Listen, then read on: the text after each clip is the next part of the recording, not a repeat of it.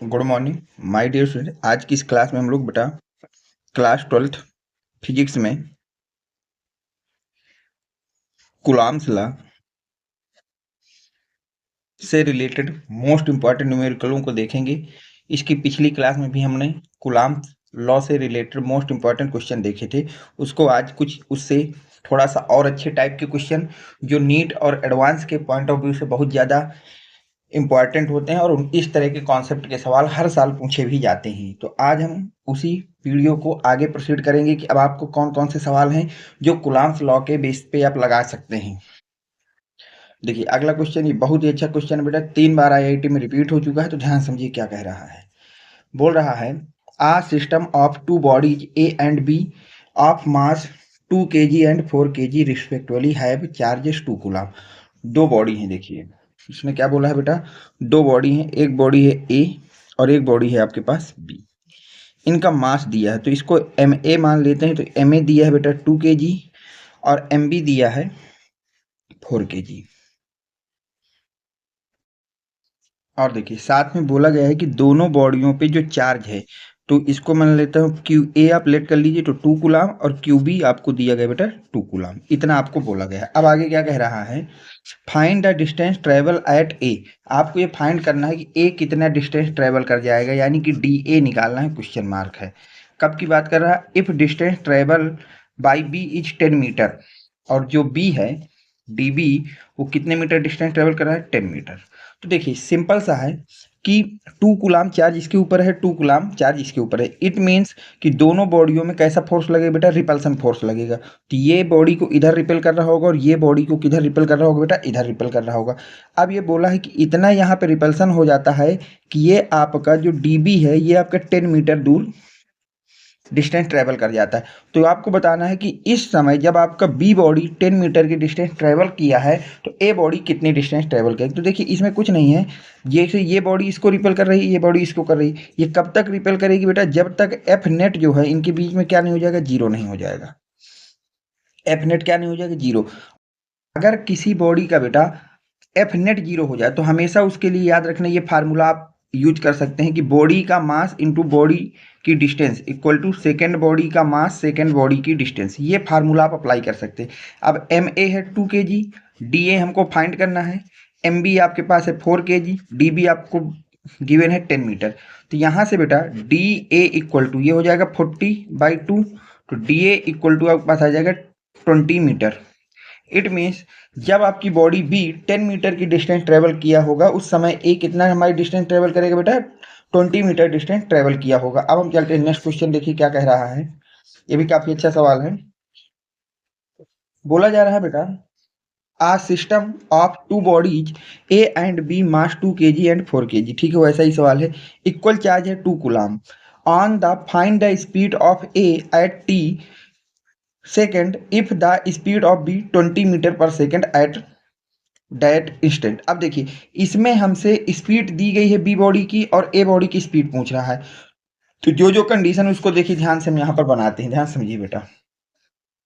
अब आपको फिर से बोला है कि दो बॉडी हैं, एक बॉडी है ए और एक बॉडी है बी। ए बॉडी की मास दिया गया है एम ए 2 kg और बी बॉडी का मास दिया गया है 4 kg। और साथ में बोला है कि जो ए बॉडी पे चार्ज है यानी कि क्यू ए वो है 2 कूलम और क्यू बी भी कितना है आपके पास 2 कूलम। सही यहाँ तक।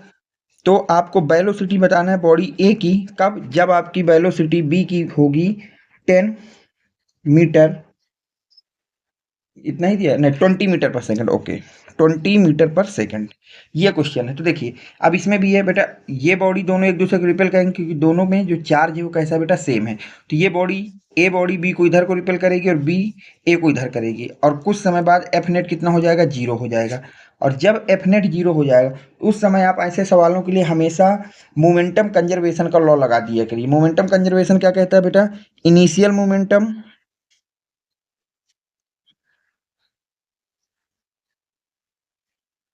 बराबर होना चाहिए बेटा, इक्वल होना चाहिए फाइनल मोमेंटम के।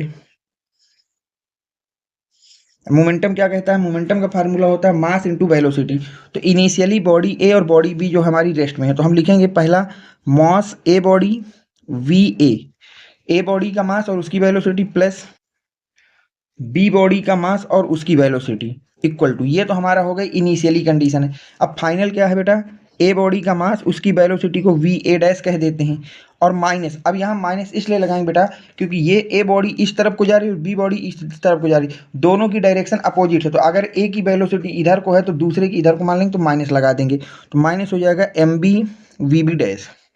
तो देखिए इनिशियली तो बोथ बॉडी आर रेस्ट, तो V A B B zero हो जाएगा, 2 × 0 plus 4 × 0 equal to M A 2 × V A dash हमको फाइंड करना है माइनस 4 × वी बी डैश कितना है 20 मीटर, तो यहाँ लिख देंगे 20, तो यहाँ से हो जाएगा बेटा 0 equal to 2 B A dash minus 80, तो यहाँ से 2 V A dash equal to आ जाएगा बेटा आपके पास 40, तो V A dash equal to आ जाएगा 40/2, यानी कि वी ए डैश 80 रहेगा ना, हाँ, तो यहाँ से वी ए डैश की वेलोसिटी आ गई 40 मीटर पर सेकंड। तो जब आपकी ए बॉडी की स्पीड होगी 20 मीटर पर सेकंड तो बी बॉडी की स्पीड कितनी होगी बेटा 40 मीटर पर सेकंड। तो इस तरह से दो क्वेश्चन देखिए यहाँ से बन सकता है कि आपको दो चार्जेस देंगे, दोनों रेस्ट में हैं, उनके बीच में अट्रैक्शन या रिपल्सन फोर्स अप्लाई होगा और वहाँ से पूछेगा उसकी डिस्टेंस, ए बॉडी इतना डिस्टेंस ट्रेवल कर रहा है या इतनी स्पीड ट्रेवल कर रहा है, तो आपको सेकेंड बॉडी की स्पीड या डिस्टेंस का सवाल पूछा जा सकता है। अब देखिए कूलम्ब्स लॉ से जो लास्ट क्वेश्चन बन सकता है उसको ध्यान समझिए बेटा, ये देखिए 2 unknown charges Q1 Q2 are kept at the fix distance R, बोला गया बेटा 2 अननोन चार्जेस हैं, 2 जो है आपके पास क्या है भैया अननोन चार्जेस हैं, एक मिनट, तो 2 अननोन चार्जेस हैं तो इसको हम नाम देते हैं Q1, इसको नाम देते हैं Q2 और दोनों के बीच की डिस्टेंस है R। Find the minimum force, आपको बताना है इनके बीच का मिनिमम फोर्स पॉसिबल हो दी चार्जेस, तो चार्ज कितना होना चाहिए ये देखिए एफ का फार्मूला क्या होता है 1/4πε0 Q1 Q2/r², ध्यान समझिए बेटा। अब हमें एफ को मिनिमम करना है, एफ को क्या करना है मिनिमम, तो एफ मिनिमम ये तो कांस्टेंट है, डिस्टेंस फिक्स है, तो अब अगर आपको एफ को मिनिमम करना है तो Q1 Q2 भी क्या होने चाहिए बेटा मिनिमम होने चाहिए, Q1 Q2 क्या होना चाहिए मिनिमम, और मिनिमम Q1 Q2 क्या होता है Q1 = Q2, मिनिमम होता है इलेक्ट्रॉन का चार्ज, मिनिमम पॉसिबल चार्ज क्या होता है इलेक्ट्रॉन का चार्ज, इसका मतलब Q1 और Q2 की वैल्यू कितनी होनी चाहिए 1.6 × 10⁻⁻19 कूलम। बस यही आपका सिंपल सवाल था, जेई में 2 बार आपसे क्वेश्चन पूछा जा चुका है। तो जब भी आपका मिनिमम का सवाल हो तो मिनिमम पॉसिबल चार्ज है इलेक्ट्रॉन का चार्ज, और इलेक्ट्रॉन का चार्ज कितना होता है 1.6 × 10⁻19 कूलम, तो ये आपका इसका फाइनल आंसर हो जाएगा।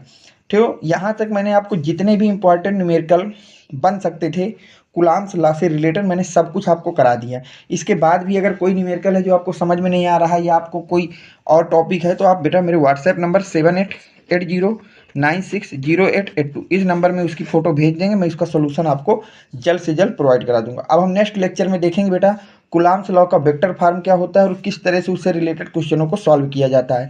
Thanks for watching, next video coming soon.